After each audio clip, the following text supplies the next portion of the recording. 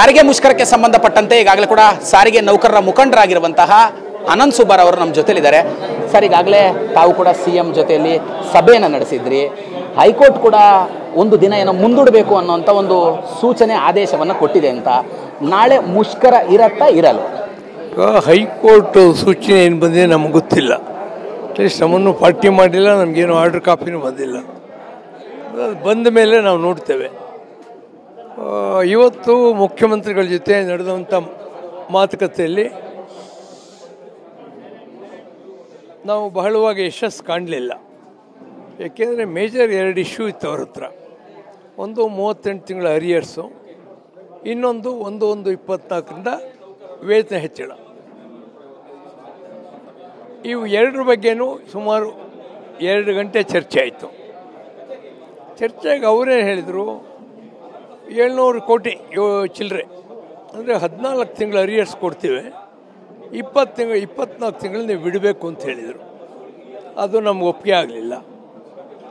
ಇನ್ನು ವೇತನ ಹೆಚ್ಚಳದ ಬಗ್ಗೆ ಸೆಷನ್ ಆದಮೇಲೆ ಮಾತುಕತೆ ಮಾಡೋಣ ಅಂದರು. ನಾವು ಹಲವಾರು ಬಾರಿ ಸ್ಟ್ರೈಕ್ ಮುಂದಕ್ಕೆ ಹಾಕಿದ್ವಿ, ಫೈನಲ್ ಆಗಿ ಅವ್ರಿಗೆ ಚಾನ್ಸ್ ಕೊಟ್ಟಿದ್ವಿ. ಆದ್ದರಿಂದ ನಾವು ಅವರ ಪ್ರಪೋಸಲ್ ಒಪ್ಕೊಳ್ಳೋಕ್ಕಾಗಲಿಲ್ಲ. ಸೊ ನಾಳೆಯಿಂದ ಸ್ಟ್ರೈಕ್ ನಡೆಯುತ್ತದೆ. ಸರ್, ಈಗ ನಿಮ್ಮ ನೌಕರರಿಗೆ ಏನು ಕರೆ ಕೊಡ್ತೀರಾ? ಕಾರಣ ಏನು ಅಂತ ಹೇಳಿದ್ರೆ, ಈಗಾಗಲೇ ಹೈಕೋರ್ಟಿನ ಆದೇಶ ಬಂದಿದೆ, ನಾಳೆ ಮುಷ್ಕರವನ್ನು ಮುಂದೂಡ್ತಾರೆ, ನಾವೆಲ್ಲರೂ ಕೂಡ ಡ್ಯೂಟಿಗೆ ಹೋಗ್ಬೋದು, ಈ ಥರದೆಲ್ಲವೂ ಕೂಡ ಸಾಕಷ್ಟು ಗೊಂದಲದಲ್ಲಿದ್ದಾರೆ ನಿಮ್ಮ ನೌಕರರೇ. ಅವ್ರಿಗೆ ಏನು ಸಂದೇಶ ಕೊಡ್ತೀರಾ, ಏನು ಹೇಳ್ತೀರಾ? ನಾವು ನೋಡಿಲ್ಲ ಆರ್ಡ್ರು, ನಮಗೆ ಯಾವುದೂ ಆರ್ಡ್ರ್ ಬಂದಿಲ್ಲ. ಆದ್ದರಿಂದ ಎಲ್ಲರೂ ಕೂಡ ಶಾಂತಿಯುತವಾಗಿ ಸ್ಟ್ರೈಕ್ ಮಾಡಿ ಮನೆಯಲ್ಲೇ ಇರಿ. ಯಾವುದು ರ್ಯಾಲಿಗಿಲ್ಲಿ ನಾವು ಇಟ್ಕೊಂಡಿಲ್ಲ. ಆದ್ದರಿಂದ ನಾವು ಹೇಳೋವರೆಗೂ ಕೂಡ ಸ್ಟ್ರೈಕ್ ಮುಂದುವರಿಸಿ ಅಂತ ಹೇಳ್ತೇವೆ. ಮುಷ್ಕರ ಎಷ್ಟೊತ್ತಿನಿಂದ ಆರಂಭ ಆಗುತ್ತೆ ಸರ್? ಬೆಳಗ್ಗೆ 6 ಗಂಟೆಯಿಂದ ಆರಂಭ ಆಗುತ್ತೆ. ರಾಜ್ಯದಲ್ಲಿರುವಂತಹ ಎಷ್ಟು ನೌಕರರು ಈ ಒಂದು ಮುಷ್ಕರದಲ್ಲಿ ಭಾಗಿಯಾಗ್ತಾರೆ? ಎಷ್ಟು ಬಸ್ಗಳ ಸಂಚಾರ ನಿಲ್ಲತ್ತೆ ಸರ್? 1,15,000 ಜನ ನೌಕರಿದ್ದಾರೆ, 23,000 ಬಸ್ಸುಗಳಿವೆ. ಅದರಿಂದ ಯಾವುದೂ ಬಸ್ಸು ಹೊರಗಡೆ ಬರೋದಿಲ್ಲ ಅಂತ ನಾವು ಅಂದ್ಕೊಂಡಿದ್ದೀವಿ. ಸರ್, ಈಗಾಗಲೇ ಸರ್ಕಾರ ಸಾರಿಗೆ ಬಸ್ಗಳಿಗೆ ಕೌಂಟರ್ ಕೊಡಲಿಕ್ಕಾಗಿ ನಿಮ್ಮ ಮುಷ್ಕರದ ಸಂದರ್ಭದಲ್ಲಿ ಖಾಸಗಿ ಬಸ್ಗಳನ್ನು, ಮ್ಯಾಕ್ಸಿ ಕ್ಯಾಬ್ಗಳನ್ನು ಇಳಿಸಿ ಜನರಿಗೆ ಸೇವೆ ಕೊಡಬೇಕು ಅನ್ನೋಂಥ ಒಂದು ಸಿದ್ಧತೆ ಮಾಡ್ಕೊಂಡಿದ್ದಾರೆ. ಅದು ಸಾಧ್ಯನಾ ಅಂತ? ಈಗ ನಾವು ಸರ್ಕಾರದ ಶಕ್ತಿಯನ್ನು ಚಾಲೆಂಜ್ ಮಾಡ್ತಿಲ್ಲ. ನಾವು ಬಸ್ ನಡೆಸಲ್ಲ ಅಂತ ಹೇಳಿದ್ದೀವಿ, ನಾವು ಸ್ಟ್ರೈಕ್ ಮಾಡ್ತೀವಿ ಅಂತ. ಅಷ್ಟಕ್ಕೆ ನಾವು ಹೊಣೆಗಾರೇ ವಿನಃ ಸರ್ಕಾರ ಏರೋಪ್ಲೇನ್ ತಂದು ಎಲ್ಲರೂ ಎತ್ಕೊಂಡು ಹೋಗಲ್ಲ, ನಮಗಾಗಬೇಕಾದ್ದೇನು? So we are not challenging the might of the government.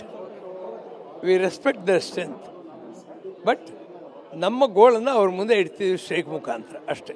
ಈಗಾಗಲೇ KSRTCಯಿಂದ ಒಂದು ಆದೇಶ ಕೂಡ ಹೊರಡಿಸಿರುವಂಥದ್ದು, ಎಲ್ಲ ನಿಗಮದ ನೌಕರರಿಗೆ ನಾಳೆಯಿಂದ ರಜಾ ಕ್ಯಾನ್ಸಲು, ಯಾರ್ಯಾರು ಡ್ಯೂಟಿಗೆ ಬರೋದಿಲ್ವೋ ಅವ್ರ ಮೇಲೆ ಶಿಸ್ತಿನ ಕ್ರಮವನ್ನು ತೆಗೆದುಕೊಳ್ತೀವಿ ಅಂತ. ತಗೊಳ್ಳಿ, ಎಷ್ಟು ಜನರ ಮೇಲೆ ತಗೊಳ್ತಾರೆ? ಅಥವಾ ಇದೇನು ಹೊಸದೇನಲ್ಲ. ಹಲವಾರು ಹೋರಾಟಗಳು ಮಾಡಿದ್ವಿ, ಹಲವಾರು ಶಿಸ್ತಿನ ಕ್ರಮ ಎದುರಿಸಿದ್ದೀವಿ, ಫೈಟ್ ಮಾಡಿದ್ದೀವಿ ಅವ್ರಿಗೆಲ್ಲ, ಆಮೇಲೆ ವಾಪಸ್ಸು ತಂದಿದ್ದೀವಿ. ಅದರಿಂದ ಇವೆಲ್ಲ ಸಹಜ ಹೆದರಿಕೆಗಳು ಹಾಕೋದು. ಯಾರೂ ಹೆದರ್ಕೊಳ್ಳಲ್ಲ ಅಂತ ನಾವು ತಿಳ್ಕೊಂಡಿದ್ದೀವಿ. ನಾವು ಹೇಳಿದ್ದೀವಿ, ಯಾವುದಕ್ಕೂ ಹೊಂಜಬೇಡಿ, ಹೇಳಕ್ಕಬೇಡಿ ಅಂತ ಹೇಳಿದ್ದೀವಿ. ನ್ಯಾಯಕ್ಕೋಸ್ಕರ ಹೋರಾಟ ಮಾಡ್ತಿದ್ದೀರ, ಆದ್ದರಿಂದ ಹೋರಾಟದಲ್ಲಿ ಎಲ್ಲರೂ ಭಾಗವಹಿಸಿ ಅಂತ ಹೇಳಿದ್ರು. ಸರ್ಕಾರ ಈಗಾಗಲೇ ಕೂಡ ಎಸ್ಮೋವನ್ನು ಮತ್ತೆ ಜಾರಿ ಮಾಡುವಂಥದ್ರ ಬಗ್ಗೆ ತೀರ್ಮಾನ, ಚರ್ಚೆಗಳು ಕೂಡ ನಡೆದಿರುವಂಥದ್ದು. ಈಗಾಗಲೇ ಸದ್ಯ ಚಾಲ್ತಿಯಲ್ಲಿ ಕೂಡ ಇದೆ ಎಸ್ಮಾ. ಇದು ಎಸ್ಮಾ ಭಾಳ ಹಳೆಯದು, ಹಲವಾರು ದಶಕಗಳಾಯಿತು. ಬಹುಶಃ ಇಫ್ ಐ ರಿಮೆಂಬರ್ ಕರೆಕ್ಟ್ಲಿ, ಸನ್ಮಾನ್ಯ ನಿಜಲಿಂಗಪ್ಪನವರು ಮುಖ್ಯಮಂತ್ರಿಗಳಾದಾಗ ಎಸ್ಮಾ ಬಂತಿದೆ ರಾಜ್ಯದಲ್ಲಿ. ಸರ್ಕಾರಿ ನೌಕರು ಮುಷ್ಕರ ಇದು ಪ್ರೈವೇಟ್ ಮಾಡೋದಕ್ಕೆ. ಆದ್ದರಿಂದ ಎಸ್ಮಾ ಹಲವಾರು ರೂಪದಲ್ಲಿ ಬರ್ತಿದೆ. ಈಗ ಜುಲೈ 1ರಿಂದ 31 ಡಿಸೆಂಬರ್ವರೆಗೆ ಎಕ್ಸ್ಟೆಂಡ್ ಮಾಡಿದ್ದಾರೆ. ಅದರಷ್ಟು ಅದು ಬರಲಿ, ಏನು ಚಿಂತೆ ಇಲ್ಲ. ಸರ್, ತಾವು ಕೂಡ ಹೇಳ್ತಾ ಇದ್ರಿ ಸರ್ಕಾರಕ್ಕೆ ಇನ್ನೂ ಕೂಡ ಕಾಲಾವಕಾಶ ಇದೆ ಅಂತೇಳಿ. ಇವತ್ತು CM ಅವರು 14 ತಿಂಗಳ ಅರಿಯರ್ಸನ್ನ ಒಂದು 800 ಕೋಟಿಯಷ್ಟು ಹಣವನ್ನು ಕೊಡ್ತೀವಿ ಅಂತ ಮತ್ತೆ ಸಭೆಗೆ ಏನಾದ್ರು ಕರೆದ್ರೆ ಇಂದು ನಿಮ್ಮ ಪ್ರಮುಖವಾದ ಬೇಡಿಕೆ ಏನು? ಅದೇ ಕಂಪ್ಲೀಟ್ 38 ತಿಂಗಳು ನೀವು ಕೊಡಬೇಕು. ಮಾತುಕತೆ ಆರಂಭ ಮಾಡಲಿಕ್ಕೆ ಡೈರೆಕ್ಷನ್ ಕೊಡಿ. ಇವೆರಡು ಮುಖ್ಯವಾದ. ಇನ್ನು ಉಳಿದಿದ್ದೆಲ್ಲ ಮಾತಾಡಿ ಚರ್ಚೆ ಮೂಲಕ ಬಗೆಹರಿಸ್ಕೋಬೋದು. ಅದರಿಂದ ಅವ್ರ ಮಾತುಕತೆ ಕರೆದು ನಾವು ಹೋಗ್ತೀವಿ. ಸ್ಟ್ರೈಕ್ ಶುರುವಾದ ಮೇಲೆ ಕರೆದ್ರು ಹೋಗ್ತೀವಿ. ಸರ್, ಈಗ ಒಕ್ಕೂಟದವರು ಜೊತೆ CM ಸಭೆಯ ನಂತರ ಒಕ್ಕೂಟದವರು ಹೇಳಿದಂಥದ್ದು, ಈಗಾಗಲೇ ಕೋರ್ಟ್ ಆದೇಶ ಆಗಿದೆ, ಸೊ ಹಾಗಾಗಿ ನಾವು ಮುಷ್ಕರಕ್ಕೆ ಬೆಂಬಲ ಕೊಡಬೇಕಾ ಕೊಡಬಾರ್ದು ಅನ್ನೋದ್ರಂಥ ನಿಟ್ಟಿನಲ್ಲಿ ಚರ್ಚೆಗಳನ್ನು ಮಾಡ್ತೀವಿ ಅಂತಂದರೆ ಅಡ್ಡಗೋಡೆ ಮೇಲೆ ದೀಪ, ಅಂದರೆ ಮುಷ್ಕರಕ್ಕೆ ಬೆಂಬಲ ಕೊಡ್ತೀವಿ ಅಂತನೋ ಅಥವಾ ಕೊಡೋದಿಲ್ಲ ಅನ್ನೋಂಥದ್ದನ್ನು ಯಾವುದನ್ನು ಕೂಡ ಹೇಳಿಲ್ಲ. ಅವ್ರನ್ನೇ ನಂಬ್ಕೊಂಡಿರೋಂಥ ಒಂದಷ್ಟು ವರ್ಗ ಇರುತ್ತೆ, ನೌಕರರು ಇರ್ತಾರೆ, ಅವ್ರಿಗೆ ತಾವೇನು ಹೇಳ್ತೀರಾ? ಇಲ್ಲ ಒಕ್ಕೂಟದವರಿಗೆ ತಾವೇನು ಮನವಿಯನ್ನು ಮಾಡ್ತೀರಾ? ಅವರು ಕೂಡ ಹೇಳ್ತಾ ಇದ್ರು, ನಮ್ಮ ಜೊತೆಗೆ ಸಭೆಯನ್ನು ಮಾಡಿಲ್ಲ, ನಮ್ಮನ್ನು ಮುಷ್ಕರಕ್ಕೆ ವಿಶ್ವಾಸಕ್ಕೆ ತೆಗೆದುಕೊಳ್ಳಿಲ್ಲ ಅಂತ. ಒಂದು ಪ್ರಶ್ನೆ ಏನಂದರೆ, ಇದು ಯಾರ ಮನೆದು ಮದುವೆ ಅಲ್ಲ ಆಮಂತ್ರಣ ಕೊಟ್ಟು ಕರೆಯೋದಕ್ಕೆ. ಇವಾಗ 6 ಜನ ನಾವು ಸೇರಿ 6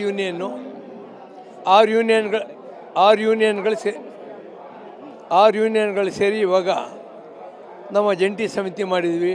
ಅದಕ್ಕೆ ಅವರು ಬರ್ಬೋದಿತ್ತು, ಎಲ್ರಿಗೂ ಕರೆ ಕೊಡ್ತಾಯಿದ್ದೀವಿ, ಅದರಿಂದ ಕಳ್ಳಂಗೊಂದು ಪಿಳ್ಳಿದೇವ ಅಂತ. ಬಟ್ ನಮಗೆ ಒಂದು ವಿಶ್ವಾಸ ಏನಿದೆ ಅಂದರೆ, ಸಾರಿಗೆ ನೌಕರಿಗೆ ಅನ್ಯಾಯ ಆಗಿದೆ, ಅವರು ಹೋರಾಟದಲ್ಲಿ ಭಾಗವಹಿಸ್ತಾರೆ. ಸರ್, ಈಗ ಕಡೆಯದಾಗಿ ರಾಜ್ಯದ 1 ಕೋಟಿ ಪ್ರಯಾಣಿಕರು ನಿಮ್ಮ 4 ನಿಗಮದ 24,000 ಬಸ್ಗಳಲ್ಲಿ ಸಂಚಾರ ಮಾಡ್ತಾರೆ. ನಾಳೆಯಿಂದ ಮುಷ್ಕರ ಆಗಿಬಿಟ್ರೆ ಆ ಪ್ರಯಾಣಿಕರ ಕತೆ ಏನು? ನಾವು ಸ್ವಲ್ಪ ಕಾಲ ಅವ್ರು ಅನುಭವಿಸ್ಬೇಕಾಗುತ್ತೆ, ನಾವು ಅವ್ರು ಕ್ಷಮೆ ಬಿಡ್ತೀವಿ. ಮತ್ತು ಸರ್ಕಾರದ ದುಷ್ಟ ನೀತಿಯಿಂದ ಅವ್ರಿಗೆ ತೊಂದರೆ ಆಗ್ತಿದೆ. ಅದೇ ರಿಯಲ್ ವಿಲನ್ ಆಫ್ ಪೀಸ್ ಸರ್ಕಾರ ಅನ್ನೋದು ಅವ್ರು ಮನೆವರ್ಕ ಮಾಡಿಕೊಂಡು, ಸಾಧಾರಣ ಜನ ಕೂಡ ಸರ್ಕಾರದ ಮೇಲೆ ಒತ್ತಡ ತನ್ನಿ, ನಿಮ್ಮ ಜನಪ್ರತಿನಿಧಿಗಳು ಯಾರಿದ್ದಾರೆ ಅವ್ರ ಮೇಲೆ ಒತ್ತಡ ತನ್ನಿ ಅಂತ ನಾವು ಕೇಳ್ತೇವೆ. ಕೋರ್ಟ್ ಆದೇಶ ತಮ್ಮ ಕೈ ಏನಾದ್ರು ತಲುಪಿದ್ರೆ ಮುಷ್ಕರದಿಂದ ವಾಪಸ್ ಆಗುವಂಥದ್ದು ಏನಾರು ಆಗುತ್ತಾ ಸರ್? ಆದೇಶ ನೋಡ್ತೀವಿ, ಅದರಲ್ಲಿ ಏನಿದೆ. ನಮಗೂ ಇಂಗ್ಲೀಷ್ ಬರುತ್ತೆ, ಕನ್ನಡ ಬರುತ್ತೆ, ಉರ್ದು ಬರುತ್ತೆ. ಆದೇಶ ಮನೇಲಿ ಓದ್ತೀವಿ. ನಮ್ಮ ಲಾಯರ್ಗಳಿದ್ದಾರೆ, IPS ಇದ್ದಾರೆ, ನಮ್ಮ ಭಾಸ್ಕರ್ ರಾಯರು, ಎಲ್ಲರೂ ಅಡ್ವೈಸ್ ಮಾಡ್ತಾರೆ ನಮಗೆ. ಆ ಅಡ್ವೈಸ್ ತಗೊಂಡು ಹಾಕ್ತೀವಿ. ಕೋರ್ಟ್ ಆರ್ಡರ್ಗಳನ್ನ ವೈಲೇಟ್ ಮಾಡೋ ನಿರ್ಧಾರ ಎಂದೂ ನಾವು ತಗೊಂಡಿಲ್ಲ. ಕಾನೂನಿಗೆ ತಲೆ ಬಗ್ಸಿದ್ದೀವಿ. ಇವತ್ತು ಸರ್ಕಾರವನ್ನು ನಾವು ಕೇಳ್ತಿರೋದು, ನೀವು ಕಾನೂನು ತಲೆ ಬಗ್ಸಿ ಅಂತ ಕೇಳ್ತಾ ಇದ್ದೀವಿ. ಆದ್ದರಿಂದ ಆ ಜಡ್ಜ್ಮೆಂಟ್ ನಮ್ಮ ಕೈ ಸೇರಿದ ಮೇಲೆ ನಾವು ನೋಡ್ತೇವೆ. ಅಂದರೆ ಇವಿಷ್ಟು ಕೂಡ ಸಾರಿಗೆ ನೌಕರರ ಮುಖಂಡರಾಗಿರುವಂತಹ ಆನಂದ್ ಸುಬ್ಬಾರ್ ಅವರು ಮತ್ತು ಕ್ಯಾಮ್ರಾ ಪರ್ಸನ್ ರಾಜು ಜೊತೆ ಕಿರಣ್ ಸೂರ್ಯ, TV9.